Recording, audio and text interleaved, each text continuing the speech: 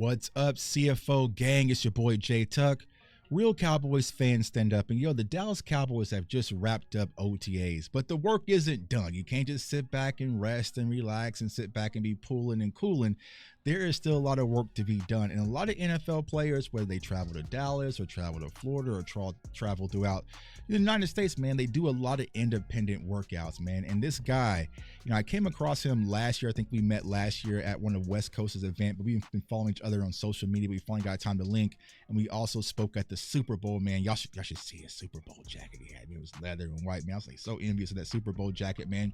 But a solid guy, and he trains and works with a lot of great NFL athletes throughout the year in Dallas, man. So he was so kind of give us a few minutes of his time to come and talk about some of the players that we have and kind of some of the things he does. So CFO fam, let's give a warm welcome to my guy, 2 Live Craig. What's going on with you, my guy? Hey everybody, how's it going? What's up, Cowboy Nation? Stand up. Yeah, man, what's going on, Cowboys Nation, man? Cowboys Nation ain't doing much standing up right now. We got a lot of drama going on when it comes to Cowboys Nation right now, but besides that, man, we just trying to chill out and relax a little bit, man. But how's things your way, man? Because I know you down there in Texas, you working, you grinded, getting these players ready for the season, man. How's things going your way? Oh man, first of all, thank God that I'm here. Thank God that I have another day to be doing what I love to do, and blessed with a beautiful opportunity to be here with you, Tuck. Yeah, absolutely, man. You always never can take anything for granted, man. Every day above ground is definitely a blessing, man. Now I gotta ask you this. I don't know if I ever asked you this. So 2 Live Craig, 2 Live Culture, 2 Live Crew. Is that where it comes from? Well, kind of. So it actually started. We were doing one-on-ones. Actually, Dez and I were getting together with a couple of our friends, and really we were just, he needed some arms and he needed some guys to come out and run routes against. We had a couple DBs lined up against him. We started on a Friday night, actually. I got us a field in South Lake called Stampede. For our first late night Friday night session. This was back in, I think, 2020 or 21. And it was a late night Friday night. It was, I think I rented the field from 9 to 11 p.m. And then we did another one the following Wednesday at a place called A+D1 over in Carrollton. And that night it got a little bit more electric. Okay.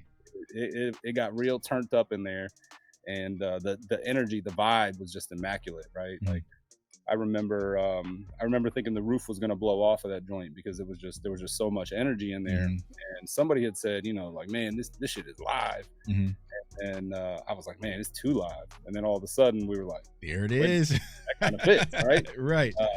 And then again, it was a late night, so we became the 2 Live Late Night Crew because I believe if you're not serious about your craft, you're definitely not going to show up on a Friday night at 9 o'clock, right? Right. Everybody else is going out doing whatever, right, or on a game, or whatever they're doing. If you're in the lab, that tells me that you're serious about your craft and you're serious about what you do. So that's where 2 Live Culture became, what it is, and rising tides raise all ships. That's where the whole mantra came from, because I've been around a lot of athletes, and competitively for a long time, athletes tend to like, I'm better than you, I'm going to put you down, that kind of thing.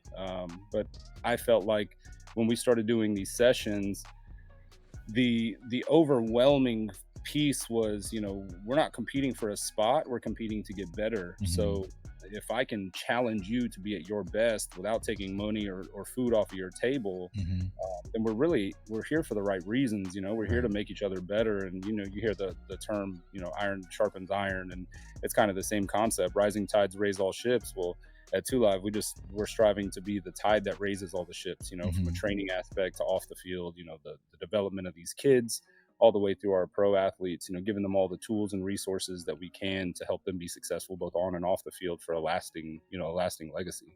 Man, that is great, man. It's always funny, right? Because random conversation can kind of lead to names, right? It's kind of the CFO Sports, man. It was an argument that actually led to CFO Sports, So, I'm not going to go deep into that, man. But it's just like, that competitive nature. And for you to talk about the athletes wanting to train at 9 p.m. or 11 p.m. on Friday nights or Saturday nights, like that shows the passion that a lot of these players really have. And I don't think that really gets out in the media, right? You kind of think that some just, they go to practice and they kind of go home. But what a lot of fans don't understand, especially in Dallas, that when these players go home, they might go home for a brief second and they are right back to working. It might not be with the team or the organization, but they're definitely out there still putting in the work. And speaking of Dez, man, that's a mutual friend of ours. Dez is a good guy.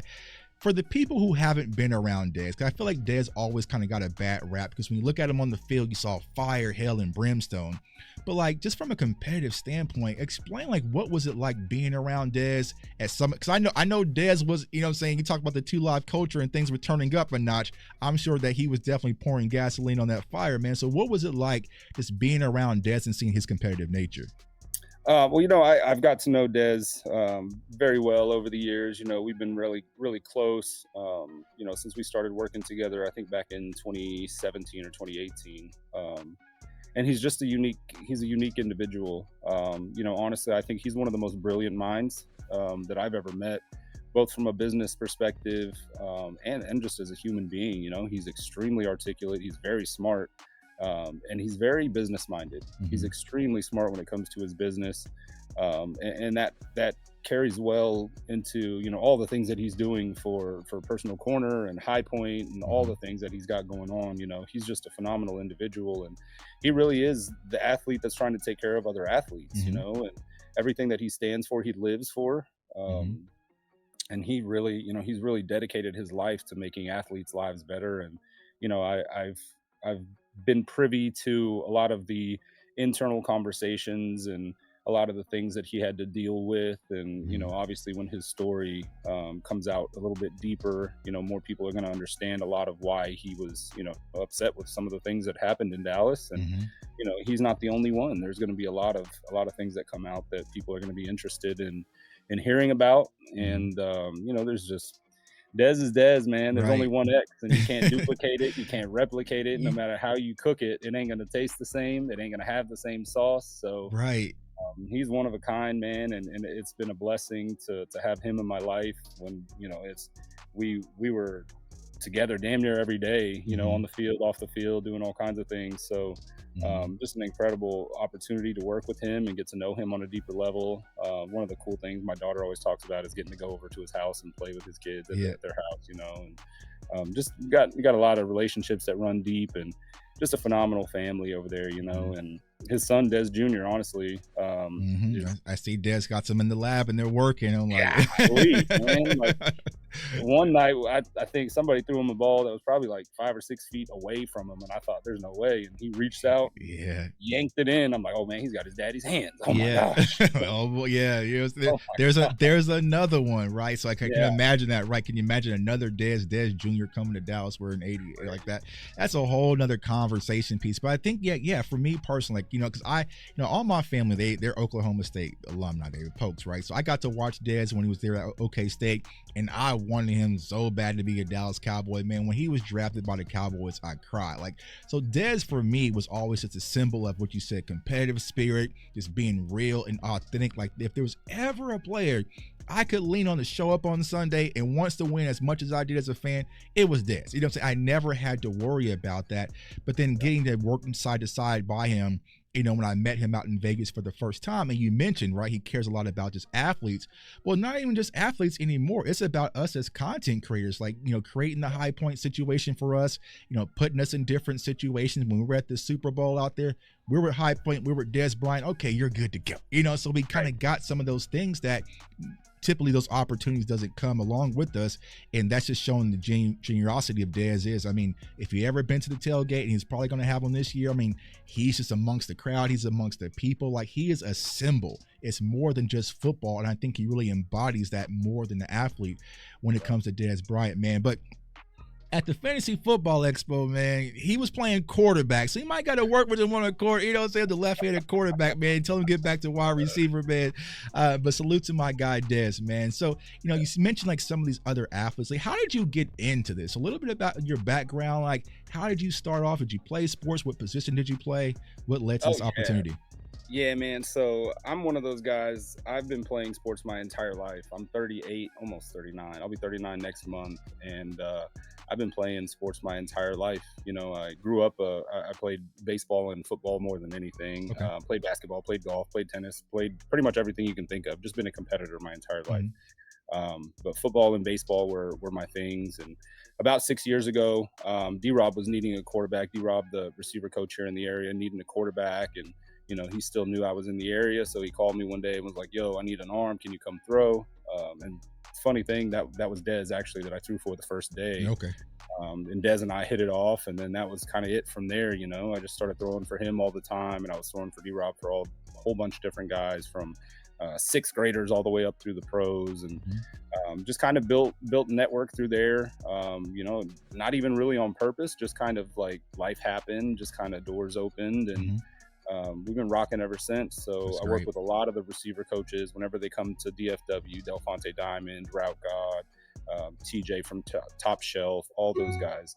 Whenever they come to town, I come out, help them, make sure they have receivers there to train, and to make sure that they've got a quarterback to throw, or I throw, or whoever is going to be out Mhm. there throwing for them. So, like I said, just been a blessing to do this, Mhm. especially at my age. Being able to still get out there and throw the rock for Right. guys like Ceedee Lamb. I mean, Mhm.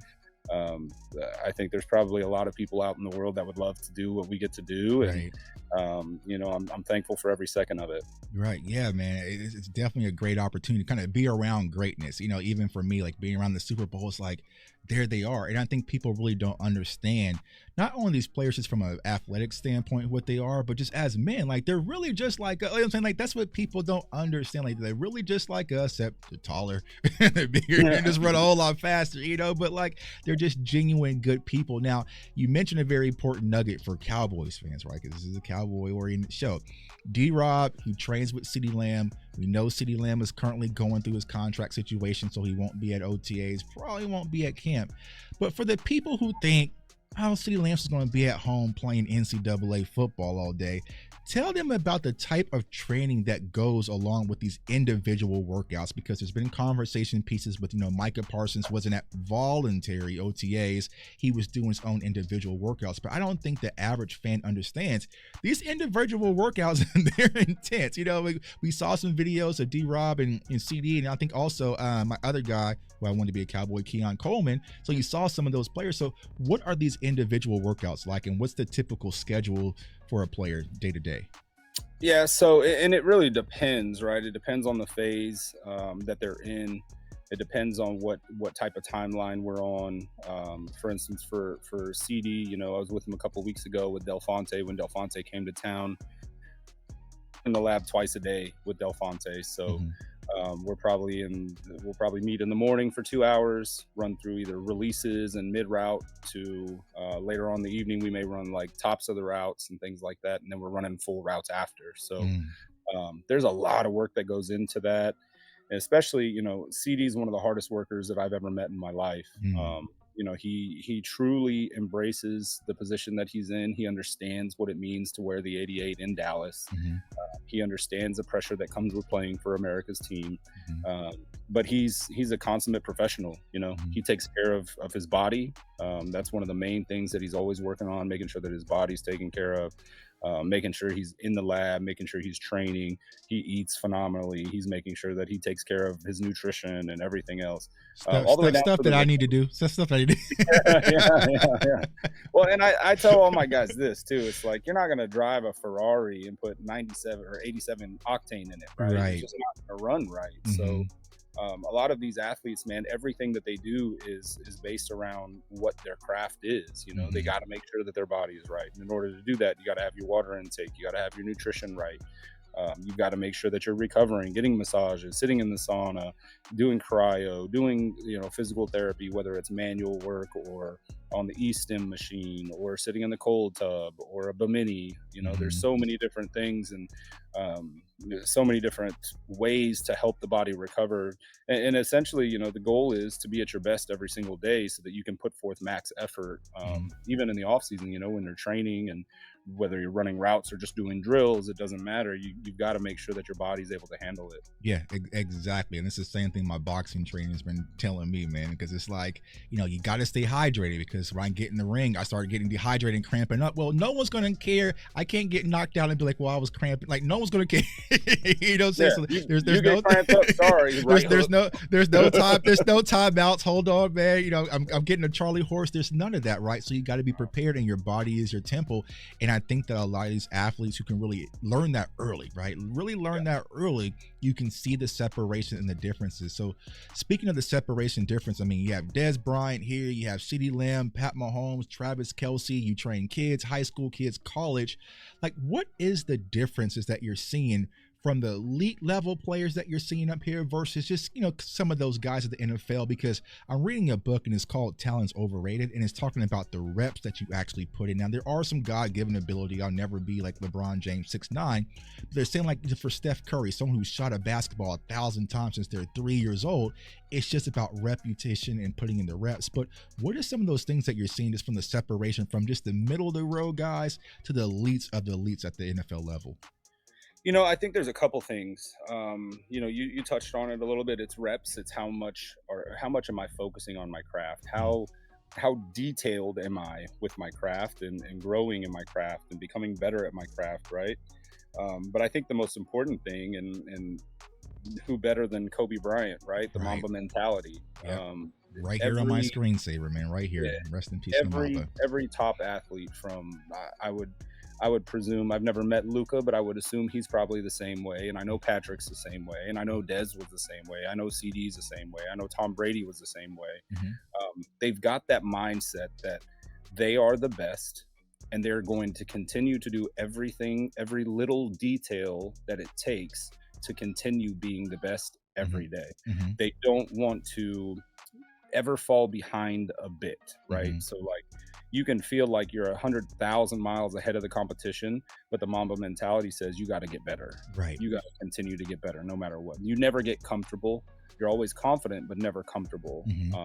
And I think that that's something that I see very often with some of the best in the world. And I'll give you a little nugget for draft 2025, right? Mm-hmm. Evan Stewart, okay, Oregon Duck. He's dead set on this being his Biletnikoff year. Mm-hmm. I think he's projected to go 24 to the Cowboys right now.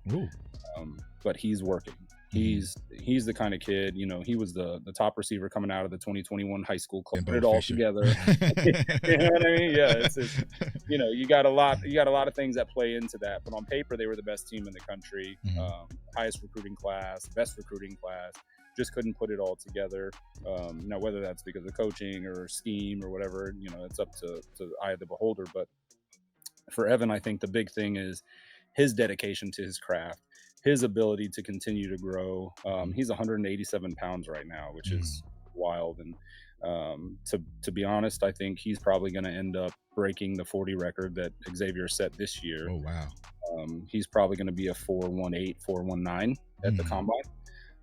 So that's going to obviously turn some heads. But when I talked to him a couple weeks ago, he was like, I'm running a 4.1. Mm-hmm. I don't care what anybody says, I'm running a 4.1. Right. And it's that type of mentality. Like, he doesn't just say it, he goes and works for it. Believes it. As soon as he lands in Dallas, whether he's coming home for the weekend or, you know, coming back for a week, as soon as he lands, I got to get some catches in. Where are we going to be today? You know? So he's just, it's that, no matter what, no matter where you're at, if you're at the top, at the middle, it doesn't matter.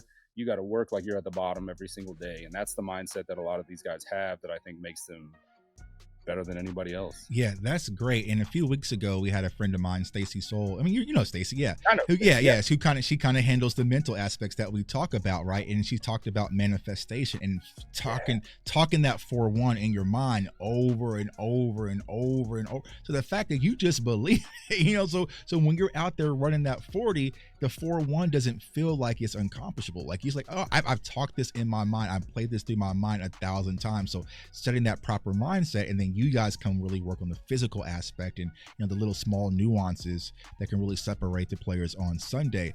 Now, you know, like I said, work with Pat Mahomes, also Travis Kelce, some other quarterbacks, but there's a particular quarterback that's now in Dallas who's a hot topic button that not a lot of people know about. And I kind of broke down the film, kind of got a rough deal in San Francisco, but came over to Dallas.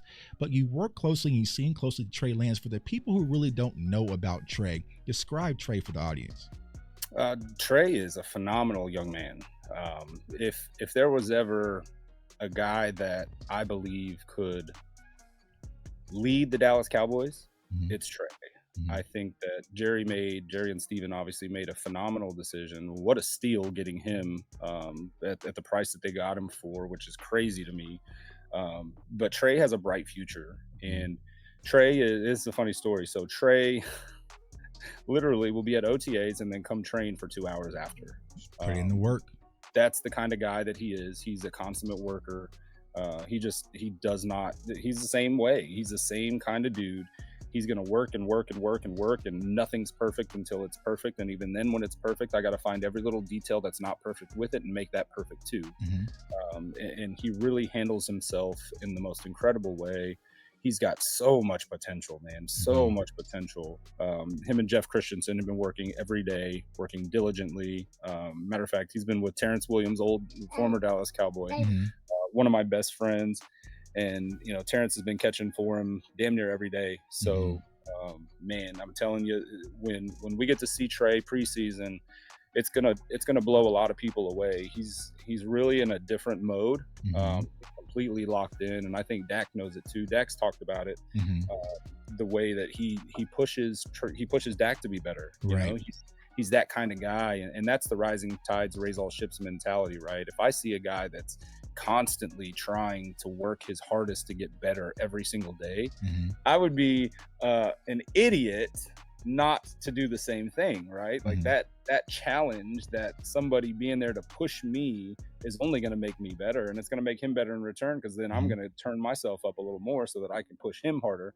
And then at the end of the day, both guys are just getting better and better. Yeah, and I think that's the situation that we're going to come into this summer, right? Because I know there's the conversation Dak versus Trey, right? But I think that people really underestimate the talent that Trey Lance had. Of course, I scouted him in the draft, and I just think that he got a fair deal. And you've probably seen this more than anybody. Sometimes you just don't have a sponsor in-house, right? But it doesn't mean that you still can't develop as a young quarterback. So Mike McCarthy has spoke very highly about Trey. He's learning the offense. Like, sometimes it's going to take you a little bit to grow, but you look at it from the athleticism. I mean, it's there. If you got to go build a quarterback in the lab, it'll look like Trey Lance, right? And sometimes you watch me play on Madden, I use Trey. I sneak him in for a few plays here and there. No disrespect to Dak. I got to sneak Trey in for a few little plays, right? So I think that, it's going to be interesting to see how that all fares out. But make no mistakes about it, I definitely wouldn't count Trey Lance out in any magnitude, especially at the NFL level. Now, you have this new facility. Now, I've been having this idea, Greg, that a lot of people's like, Tuck, I want to see what your combine numbers are going to be. You know what I'm saying? So they want me to run the 40. They want me to do the vertical. They want me to do like the full combine. But every year I'm like, I'm going to get in shape for it. And then draft season comes around and I sit around and I don't do nothing, man. So maybe next year I would try to get in shape and I'll come to your facility and maybe do my own little combine and see where I stack up versus some of the NFL, prospects. Because if I come out there and run a faster 40 than some of these prospects, man, you gotta go home. You gotta go home, man. You gotta go home, man. So we'll definitely see. But talking about the facility, I know you guys were opening that new facility. Seeing it on Instagram. Tell everybody about the facility that you guys have there. Yeah, Elite sports training facility in Southlake. It's a multi-purpose training facility. So we've got soccer, we've got lacrosse, we've got baseball, we've got football, obviously. Incredible facility, brand new, just opened in February. Phenomenal. We've got 3 indoor fields, 2 outdoor fields, full light setup. I mean, it's everything you could want and more for a training facility. Yeah, it's beautiful. I'm glad you said that, Tuck, because we are hosting. 2 Live Culture is going to be hosting a Transfer Portal Pro Day in December where we will have people out to time 40s. We're going to have receivers and quarterbacks. Well, don't put me out there with them. Oh yeah, that's what it is, Tuck. You already said it. I already signed you up. See, I'm more of a private workout guy. You know what I'm saying? Like a private workout, a close to the media type of workout, man. Don't put me out there with these killers, man, because live stream too, Tuck. We got to get you right. I think it'd be hilarious, right? You have like some of the top prospects out there running the 40 time, and all of a sudden it's just me like, who the hell is this old man? You know what we'll do? We'll get West Coast to come out too. Yeah, so West Coast. So I try to do that. So because a lot of the Cowboys content creators, we all play sports. So West Coast, he was a receiver. Boss was a corner. I was a linebacker. I think DMV was running back. So we all kind of played back in the day. Real old. So I'm like, let's all kind of do a combine. Oh, I don't know, man. Like I said, we'll have to do it private, man. But December, I might can get right. But man, my hamstrings right now, Craig, is like, you better not even think about it. ACL's like, don't bro, worry, I got some people for that.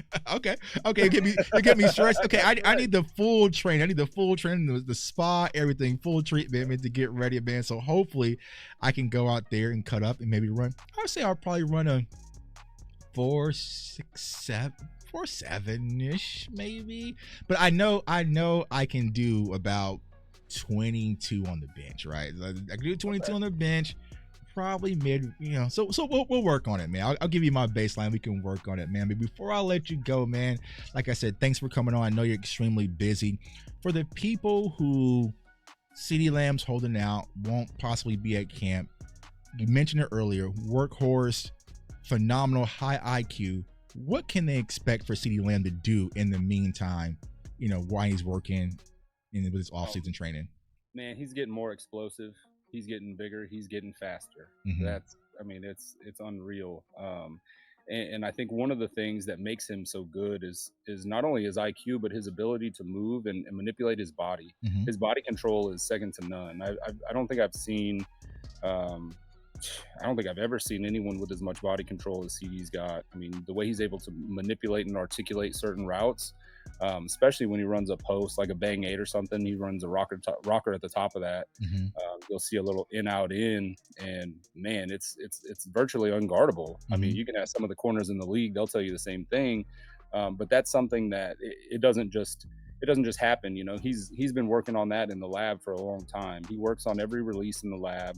I think it was Cooper Kupp that said one time, when he comes to the line, he's got 3 different releases depending on what leverage the corner's playing on him, right? Mm-hmm. So CeeDee is that type of guy. He's very cerebral. He understands positioning. He understands spacing. He understands the route concepts. He understands the playbook. Mm-hmm. And then he's just a damn good athlete. Right. He's got extreme body control, and obviously we all know he can catch the ball very well. Whether it's two-handed or one, it doesn't matter. Just put it up there, man. He'll go get it, man. I remember the night that was one of my first nights I started kind of live streaming, is when we drafted CeeDee, man. It was an out-of-body experience. I cussed, I screamed, I cried, woke the dog up, woke the family up, man, because CeeDee Lamb is definitely one of those ones. Now, I'm going to put you on the spot because I asked Dez this question. I was kind of surprised, by his answer, but I get it, right? So you've been close with Dez. You've seen CeeDee Lamb up close and personal. You're lining up. Who you taking? Who you taking and why? Where are we at? You mean on the field? Mm-hmm. Let's put us at the 50 to be fair. Let's put at the 50-yard CeeDee. line. CeeDee. Okay. So why are you taking CeeDee at the 50? Because he can stretch the field. He can get vertical. Okay. If I need him to run a post or a corner or a bang or a shake, something like that, I know CeeDee can run it, and I know he's going to get open. Mm-hmm. Now, if we're talking red zone, Dez. go different story. Right. Mm-hmm. Go, Mr. Go up and get it, man. I'll tell you something funny. So, man, one of the greatest days of my life, I think. Dez and I were working red zone stuff. Mm-hmm. And it's probably one of the first times that I got to throw for him. And he was telling me how Tony used to give him this signal, right? Whenever they were in the red zone, he would just give him this signal and he knew what to do. And I threw him the ball. I think it was back shoulder, and it was up high. And he was like, man, that's just like Tony used to throw it. And I was like, man, you don't understand. That's the best compliment I've ever gotten in my life. Yeah, man, that's it. You made it, man. You made it. Yeah. You know what I'm saying? Every time we were in the red zone, he knows now, but I would literally pretend like I was in Cowboy Stadium, crowd's going crazy. Right. We're down 3, 30 seconds on the clock. Got Dez on the fade. I'm going up top, Yeah. I already knew So you were already mentally in the Dez caught it moment. You lived that moment numerous times. You know what I'm saying? Yeah. You know every time. Well, I was manifesting it, right? Right. I was in that mode where I was taking mental reps before I even did the rep. You know. Yeah. And Drew Brees talked about that. He used to do that all the time. You'd see Drew in the facility going through mental reps with nobody else on the field. He's out there running his entire progression and going through reads and things like that. So, that's a big piece of what a lot of these guys do is, they're taking mental reps even when they're not taking their physical reps. So exactly. You can get 1,000, 2,000 reps a day doing it like that. Exactly. And that's not just with athletes, y'all. You can do that in life. You know what I'm saying? Life. So sometimes I do that just being content. I'm just going over my stuff, working on different things just to make sure I'm prepared. So when you get in the moment, you are ready because you lived it 1,000 times, man. Craig, man, thanks for coming on, my God, man. I know you're extremely busy. You gotta get back out there, out that heat in Dallas, man. Get back to work, man. But for everyone looking to find you, where can they find you? I'm all over the place, man. TikTok, Instagram, YouTube, X, Twitch, all 2Live Craig. www.2liveculture.com is our website.